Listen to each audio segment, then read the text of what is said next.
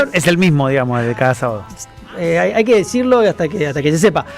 Vamos a la siguiente entrevista. Vamos a hablar con Facundo Cruz, politólogo, consultor y analista político, es coordinador general del Observatorio Pulsar de UBA y director del Centro de Investigación para la Calidad Democrática. Facundo, buenas tardes, te saluda Enrique de la Calle y equipo de Más o Menos Bien. ¿Qué tal, Enrique? Muy buenas tardes, muchas gracias por el contacto.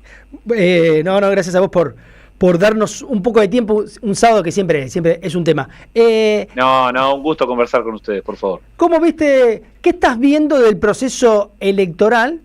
Si te sorprende la dinámica que parece estar asumiendo ese proceso electoral en términos de ser muy crítico, pareciera en principio, para las políticas del gobierno nacional. Hasta no hace mucho se hablaba y se teorizaba sobre el ajuste de Milei, el consenso social. Miren que la sociedad, si vos haces un ajuste de determinada manera, parece que te apoya. Bueno, toda esa cosa que se decía hasta no hace tanto tiempo, ahora parece que hay un común denominador que es voto castigo al gobierno.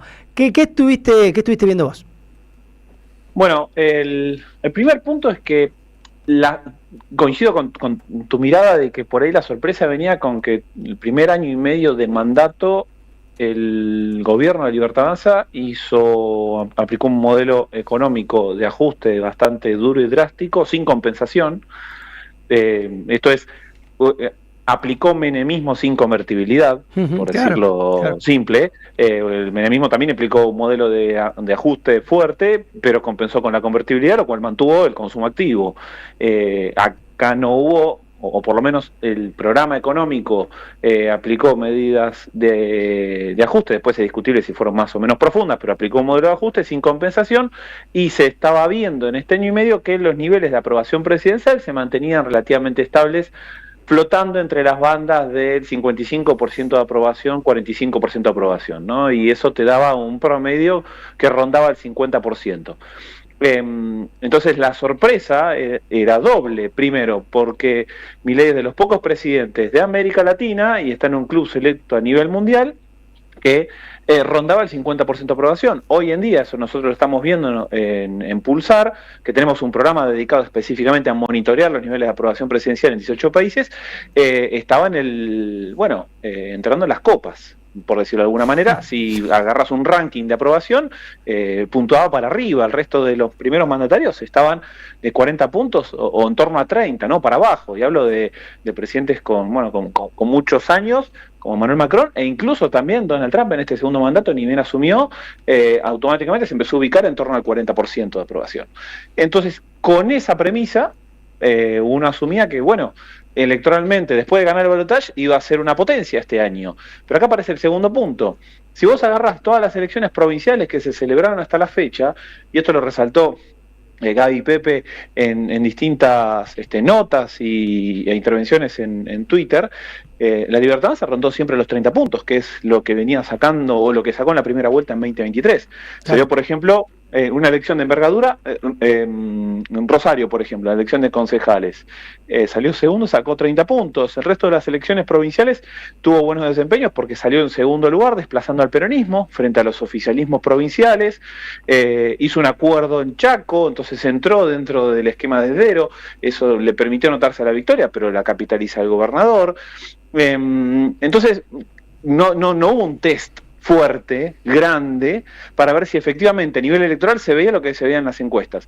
Y acá aparece el tercer punto. La sorpresa es la elección de la provincia de Buenos Aires, donde la Libertad Avanza se juega el todo por el todo, nacionaliza la elección, de hecho la globaliza, en palabras de Luis Tonelli, y sale a jugar fuerte 10 días antes, porque el discurso del gobierno era la fecha importante, es el 26 de octubre, no el 7 de septiembre, y en un momento cambia, viendo los números que le acercaban al gobierno, que había una chance de ganar, y jugar el todo por el todo termina dándole una derrota importante con el piso electoral que más o menos venía sacando, ¿no? En torno a esos 30 puntos, y ahí es donde, ya no te medís en base a las encuestas, te medís en base al comportamiento electoral. Ahora, y acá quiero agregar algo.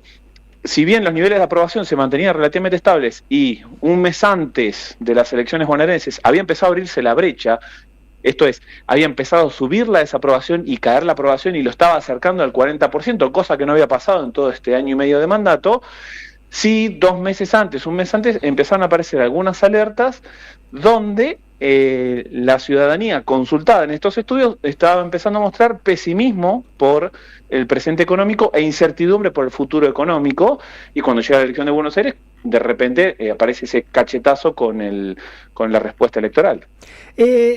Aprovecho para traer un informe y compartir, digamos, recomendar el informe de ustedes, los argentinos, la democracia y el poder presidencial, que es interesante. Entiendo, le vienen preguntando hace mucho tiempo, le preguntan a la gente sobre cómo se vincula con la idea de la democracia, qué creen de la democracia, y pasan cosas que son interesantes, desde que hay un 85% de los argentinos que cree que la democracia es el mejor sistema, pero en una escala de 1 al 10, la valoran en torno al 6/7 puntos. Pero en otra pregunta que hicieron es, la gente cree que los gobiernos tendrían que terminar su mandato si no cumplen determinados objetivos. Y un 36% de la gente dice que no necesariamente tiene que terminar el mandato. Haceme un balance de la película, de cómo están viendo la relación de la gente con la democracia. Bien, voy a tratar de sintetizarlo cortito, así no te robo medio programa con la respuesta. Tal cual. A ver, los argentinos y las argentinas tienen un compromiso importante con la democracia, y eso es algo que se destaca por encima de otros países regionales. De la región, perdón. Esta pregunta que nosotros hicimos, por ejemplo, que es lo que se conoce como la pregunta churchilliana, ¿no?, sobre la democracia, que es ¿con qué frase vos estás más de acuerdo? Si preferís una democracia a cualquier otra forma de gobierno, 1. 2, si en alguna circunstancia un gobierno autoritario puede ser preferible a una democracia. 3, me da lo mismo regímenes democráticos que uno democrático. Entonces, ahí tenés demócratas comprometidos, excepcionalistas autoritarios e indiferentes, ¿no? Uh-huh. Y a nosotros la encuesta nos viene dando de manera sostenida y creciente los 3 años que la hicimos, 2023, 2024 y 2025, que va subiendo quiénes son demócratas convencidos. En 2023 pasamos del 73% al 85% en 2025, son 12 puntos. Mirá. Esto en otros países no está pasando. En otros países, sobre todo América Central, los que prefieren una democracia por sobre cualquier régimen político son la mitad de los consultados, y el resto se reparte entre la indiferencia o el excepcionalismo autoritario. Por ejemplo, estudios como Latinobarómetro, en la última oleada que hicieron el año pasado, si la memoria no me falla, en México, arriba del 30% te dice que toleraría un régimen autoritario, con una presidenta que tiene los niveles de popularidad más altos, de aprobación presidencial, como es Claudia Sheinbaum. Esos son pequeños detalles que te muestran que en algunos países está permeando, o sea, se está desgranando el compromiso democrático. En Argentina no está pasando. Lo que sí pasa es que cuando también preguntamos por la importancia de vivir en democracia, en una escala de 1 a 10, donde 10 es muy importante, el promedio general es de 9,30. Entonces también es importante vivir en democracia. Pero cuando preguntamos qué tan democrático es Argentina, la misma escala de 1 a 10, donde 10 es absolutamente democrático y 1 nada democrático, la respuesta es de 6,47. El promedio, ¿no? Entonces hay un gap entre la preferencia, la predilección por la democracia, la valoración positiva y la calidad de la democracia en la que estamos viviendo. Ese gap de unos 3 puntos te muestra que la ciudadanía le está exigiendo más a la Argentina en términos democráticos. Eso también tiene una lectura partidaria que después, si querés, podemos ahondar. Sí, tal cual. Pero yendo al punto sobre si el presidente tiene que terminar el mandato o no, la pregunta que juega entre el sistema republicano institucional y el régimen democrático, este año hubo algunos cambios respecto al año pasado. Esta pregunta también la repetimos en 2023, 2024 y 2025, y quienes en 2023 respondían que un gobierno democrático siempre debería terminar su mandato, y eso lo cruzamos, por ejemplo, por simpatía política, y nosotros tomamos 3 categorías generales: peronismo, Juntos por el Cambio y La Libertad Avanza. En 2023, por ejemplo, el 71% de quienes se identificaban como peronistas decían que un gobierno democrático siempre tiene que terminar su mandato sin importar qué suceda. ¿71? 71, exactamente. 7 de cada 10 peronistas decían, pase lo que pase, el presidente tiene que terminar su mandato. Con Alberto Fernández presidente, porque la hicimos en mayo la encuesta. Claro, está bien. Ahora, los que simpatizaban con La Libertad Avanza, el 41% respondió esa respuesta. Entonces había una mayoría de quienes se identificaban con este nuevo espacio político que preferían que el presidente terminara su mandato antes de lo que establece la Constitución si no cumple resultados. En 2024 eso se invierte. El 41% de los liberales libertarios pasó a ser el 61% para que el presidente termine su mandato, siendo ya Javier Milei presidente, y quienes se identifican como peronistas bajaron del 71% al 47%. El peronismo en 2024 aparece dividido frente a la posibilidad de que, bueno, preferimos que termine el mandato o preferimos que se vaya antes si el gobierno no da resultados. Pero este año, y acá es donde está el dato interesante que nos llamó la atención, en el buen sentido, es que ese 47% de peronistas que decía que debía terminar su mandato subió al 54%. Entonces, una mayoría de quienes se identifican como peronistas asumen que el presidente, pase lo que pase, Mirá. debería terminar su mandato. Hay acá un compromiso republicano institucional un poquito más fuerte que en el primer año del mandato de Javier Milei, como contrapunto a lo que quienes identificaban como liberales libertarios en 2023. Pero tengo una consulta sobre, y ahora te pregunta Diego Moneta, porque uno dice, bueno, terminar un gobierno puede ser también institucional, no necesariamente, Absolutamente. Claro, sí. o la pregunta es para pasar a un gobierno no democrático. No, la pregunta tiene dos opciones, ¿no? Vos le decís, ¿con cuál de estas frases está más de acuerdo? Y le das dos opciones, tres, ¿no? Si tomás en cuenta no sabe, no contesta. Entonces, la primera opción es, un gobierno democrático siempre debería terminar su mandato sin importar qué suceda, y la segunda opción es, si un gobierno democrático no da soluciones a la población, deberían reemplazarlo antes de que termine el mandato. Esto no quiere decir que se asume que tiene que ser por vía no democrática, puede ser por una vía institucional, ejemplo, juicio político, claro, aplicación de ley de acefalía por renuncia, cualquiera de esas variantes están disponibles en cualquier sistema presidencial institucional. Es de alguna forma parlamentarizar la democracia latinoamericana, porque es una válvula de escape cuando hay situaciones donde, bueno, la ciudadanía, por más que haya apoyado en una elección, después puede quitarle ese apoyo al presidente o al gobierno de turno. Entonces no se asume una salida no autoritaria, pero sí sabemos que cuando se aplican estos mecanismos, bueno, el sistema tambalea un poco, la economía se pone nerviosa, ya lo vimos esos últimos días de diciembre de 2001. ¿Qué tal, Facu? ¿Cómo va? Recién mencionabas las elecciones que hubo durante este año y te consulto por otro de los factores que se menciona ahora en estos meses, que se volvió a hablar, que es el abstencionismo, la gente que no va a votar directamente, y cómo se traza eso quizá con a los partidos o a las alianzas que afecta, digamos. ¿Qué lectura tienen ustedes de eso? Bueno, eso no lo estuvimos indagando en detalle en Pulsar. El único dato que tenemos ahí como para presentar respecto de lo que está pasando este año con las elecciones, en el tercer informe que lo sacamos hace un par de semanas, hicimos una pregunta sobre el comportamiento electoral. El informe se llama Los argentinos frente a las elecciones, y la primera pregunta del informe consulta si en relación a las elecciones en Argentina usted, 1, cambia su voto según cada elección, 2, siempre vota al mismo partido político, 3, no suele votar, 4, no sabe, no contesta. Solamente el 3% nos contestó de los encuestados que no suele votar. Y eso es una pregunta más genérica, ¿no? Por las elecciones en general. Entonces, habla de vuelta de un compromiso democrático en términos electorales importante para los argentinos. Eso es una buena señal. ¿Qué es lo que está pasando este año y por qué el ausentismo es como la nota característica o el personaje de cada una de estas elecciones que se están celebrando? Si vos tomás todas las elecciones que se celebraron desde 1983 hasta la fecha, que son más de 890, eso lo recopilamos en el CICAD, el Centro de Investigación para la Calidad Democrática, lo que encontramos es que cada década en Argentina cae en torno a 5 puntos porcentuales la participación electoral. Salvo en 2010 que tuviste un repunte de unos 3-4 puntos que no llegó a compensar las caídas anteriores, y ahora en esta década, siguiendo esta tendencia, deberías tener elecciones en torno al 70% de participación. Las elecciones provinciales, como bien dijiste, estuvieron rondando entre el 50 y el 60%, entonces tuviste caídas de entre 10 y 20 puntos porcentuales, que son caídas más fuertes respecto a lo que deberías tener para esta década. La provincia de Buenos Aires dejó esa nota particular del 63%, como se asumía que iba a votar menos gente. Es la elección con menos participación electoral en la historia de la provincia, sí. Es un poquito más alta que el resto de las provincias que se celebraron las elecciones anticipadas hasta la fecha, pero sí aparece un llamado de atención por el número, ¿no?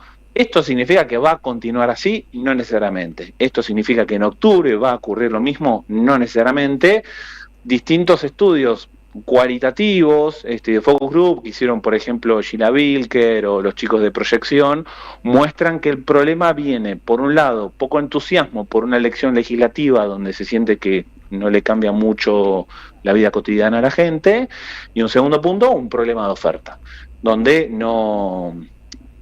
la oferta no parece sexy para la ciudadanía. Entonces son los nombres similares, son los mismos, no están hablando en el lenguaje que uno quiere escuchar, generan menos entusiasmo, y bueno, esto le está impactando a una parte de la ciudadanía, no a toda, porque no está yendo a votar el 0% del padrón, o sea, está yendo a votar entre 10 y 20 puntos menos de lo que debería ir a votar, pero bueno, hay una porción ahí que dice, ¿para qué me voy a gastar en ir al domingo a votar si después todo sigue igual? Es una especie de revival del 2001, pero en vez de ir a romper la boleta o meter la fecha salame, te quedas en tu casa. Facundo, te hago las últimas dos. Me preguntan acá, voy a aprovechar la gente que me comenta en nuestro WhatsApp, sobre las edades. ¿Los jóvenes son menos democráticos que los adultos? No necesariamente. A ver si me das un segundo, porque tengo acá justo los 3 informes abiertos y esto lo tenía por acá. Acá está. La segunda pregunta es más difícil, así que... A ver, dale, si querés hacérmela y de paso gano tiempo para buscar. Te hago la segunda. Alguien nos dice acá, Diego de Almagro, pretender, insinuar o bajar línea para que Milei no termine el mandato es golpista. ¿Vos qué dirías? Acá encontré el dato de la primera, así que si querés voy después a la primera. Vamos a la fácil, dale. Vamos a la fácil con el dato. Bueno, respecto, viste que yo te decía que preguntamos qué tan importante es vivir en democracia y qué tan democrático considera que es el país. En el estudio lo que encontramos es que los más jóvenes puntúan mejor a la democracia argentina. Yo recién les decía que hay una escala de 1 a 10, donde 10 es que Argentina es absolutamente democrática y 1 que Argentina es nada democrático. Bueno, los jóvenes de entre 18 y 23 años puntúan en la Argentina con 6.65, está justo cerca del promedio, que era 6,47, sí. Está unos puntitos arriba, y después a medida que vas subiendo en edad, bueno, tenés una especie de ondulación.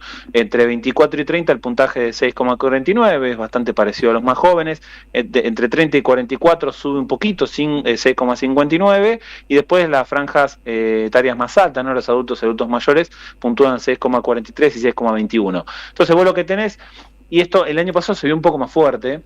El año pasado se veía que los más jóvenes puntuaban mejor en democracia y a medida que ibas avanzando en edad iba cayendo ese puntaje. Acá lo que tenés es un puntaje un poquito más alto al comienzo, baja, vuelve a subir en la franja de más 30, cerca de 40, y después vuelve a bajar, ¿no? Se arma como una especie de ondulación de montañita, donde los adultos mayores están puntuando más baja la calidad de la democracia. Eso sí es algo que se sostiene entre el año pasado y este.